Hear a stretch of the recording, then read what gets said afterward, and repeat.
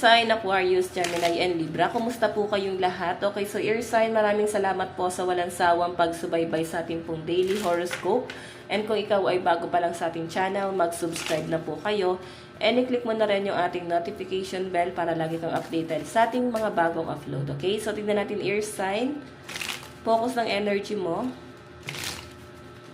Ear sign, Aquarius, Gemini, Libra.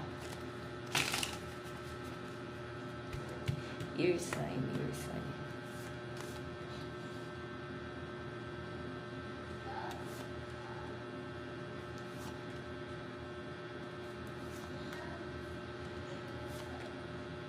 Okay.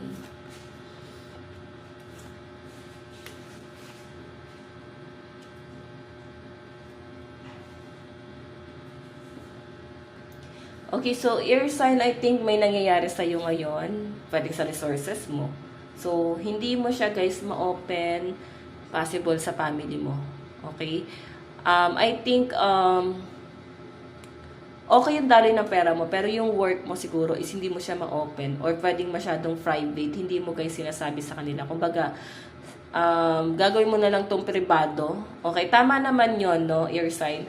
Huwag mo masyadong i-open lahat ng ganap mo sa buhay kasi possible ear sign na possible kasi na baka makontra or ma-evil eye ka. So, baka kasi lahat ng mga plano mo guys is mauudlot siya guys. Okay? So, hindi kasi guys lahat ng sasabihan natin is akala natin is natutuwa sila or masaya sila sa kung anong meron tayo. Okay? So, yung kailangan nyo guys balansehin, okay? Yung gawin mo guys, privado yung buhay mo. Like, ikaw, ano ka lang proud ka lang sa kung anong na-achieve mo sa buhay. Pero, iba ang dating yan sa ibang tao. Kasi ikaw, may na-achieve ka. Sila, wala. So, I think, gawin mo na lang guys na private. Private ang buhay mo. Kung ano man ang ganap mo sa buhay, is wala na sila guys maririnig sa inyo. Okay? So, ear sign, kung makikita nyo na dito yung Ace of Diamond, no? Ace of Diamond kasi guys, big amount of money. Pwedeng minamanifest mo ngayon yung parang source of income mo. Okay? Minamanifest mo na maging maayos ang daloy ng pera eh. Good fortune guys ang 10 of Heart. Okay? So, I think meron ka lang guys kailangan i-sacrifice. Meron kang kailangan na putulin or iwan. Pwedeng sa bad habit or sa sitwasyon, sa tao na hindi guys nakakatulong sa pag-grow mo. Okay? So, kung ano man guys yung kailangan mo na guys iwasan mo na. Kasi hindi na makakatulong sa inyo. Hindi na guys ito kasama sa bagong cycle ng buhay mo. Naiintindihan nyo guys. Okay, so ear sign, ayan, may nakikita ko dito. Meron kang conflict about family. And hindi na guys mawawala yung sama ng loob mo na yun. Dala-dala mo na siya. Okay, yung sama ng loob na to. Family kasi guys, 8 of Spade. Pwede rin naman guys na mababawasan, pero wala trauma kasi para sa inyo. And ear sign ang pinapakita rin kasi sa akin dito. Mararamdaman mo yan na parang meron kang buong pamilya, pero hindi mo guys ramdam na parang buo kayo. Okay? So, meron din naman guys na pwedeng every time na makikonnect ka or makakausap mo sila, parang stress yung nasasagap ko guys. Na-stress ka ba sa kanila? Ayan. So, may issue kasi guys about money, ear sign. Tignan pa natin. Tignan pa natin ear sign.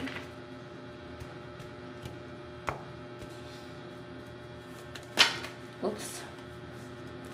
Ear sign. Meron tayong inspiration, Ace of Lightning. So, yung iba sa inyo guys, wala na akong nakitang negative talaga dito. Kasi ang focus talaga ng energy mo, kahit nasabihin natin na hindi ganun kaganda yung daloy ng pera mo, napaka-positive kasi ng energy mo. Iniisip mo na, ay, ma-overcome ko to, magiging maayos din ang daloy ng pera ko, magiging maayos din ang lahat. Doon ka nakapokus ngayon guys, sa solusyon, no? Sa halip na mag-focus ka sa mga negatibo, pwede kasi guys na yung mga negative is nasa paligid mo, like family nga. And ang nakikita ko kasi guys, pwedeng ano ba to, inaasa nila sa inyo or pwedeng nagkaroon ng issue about money. Okay? Tingnan natin. Meron tayong defense. Ayan, no? Masyado ka, guys, nagiging defensive and yun nga, sensitive. meron ka lang guys hindi magustuhan na sabihin nila or marinig sa paligid mo, no? Hindi lang to guys sa family, is masyado ka na guys nagiging defensive, no? Like, may sagot ka na agad. I think sama ng loob yung naririnig mo or nalalaman mo. Yun yung, or pwedeng nararamdaman mo guys, no? Sumasama yung loob mo dito sa bagay na to. Okay? So, guys, masyado kasi guys, conflict, kung masyado ka guys magiging sensitive, no? Sabi natin yes, yung sensitivity, yung pagiging sensitive mo ay hindi na yan mawawala, pero kailangan guys, matutunan mong makontrol yan, kasi ang mangyayari kasi guys, parang lagi kang galit. Lagi kang nakasigaw. So, kailangan guys, kontrolin nyo. Okay? Tignan pa natin, air sign, Aquarius, Gemini, Libra. Meron tayong 9 of Lightning, resilience. Okay.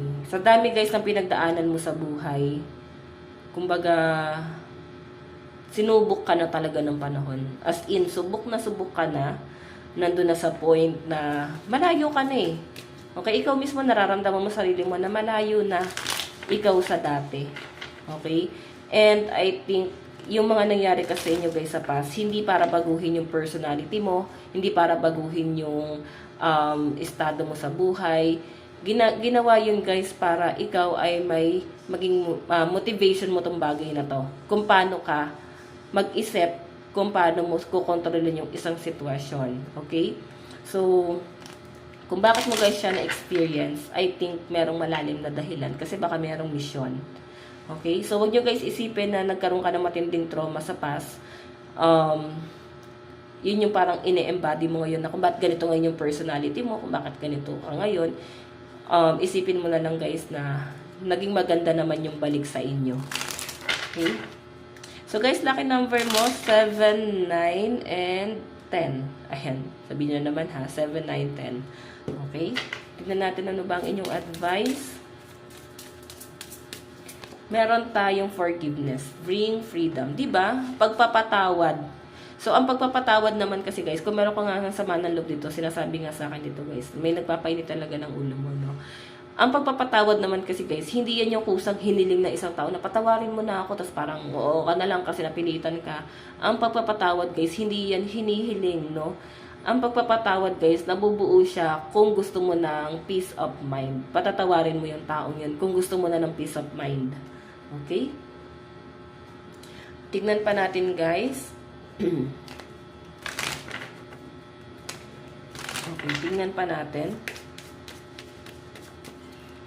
Meron tayong leave the past behind. Okay? So, meron ka na talaga guys, kailangan talikuran na. Nangyari lang talaga lahat ng mga challenges sa inyo sa past kasi may malaking mission kasi sa inyo. Ngayon, palayain mo na yung sarili mo. Kumbaga, kailangan kasi guys, pahirapan eh.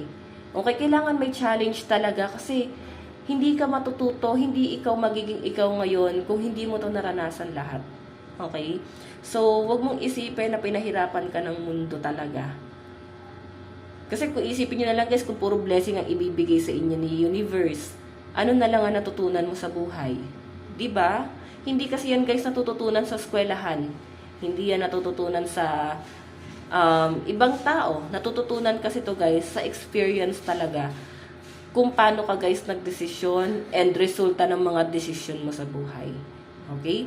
So, air sign, na to lang naman po ang inyong reading. Bukas po ulit. God bless and love you all. Bye-bye po.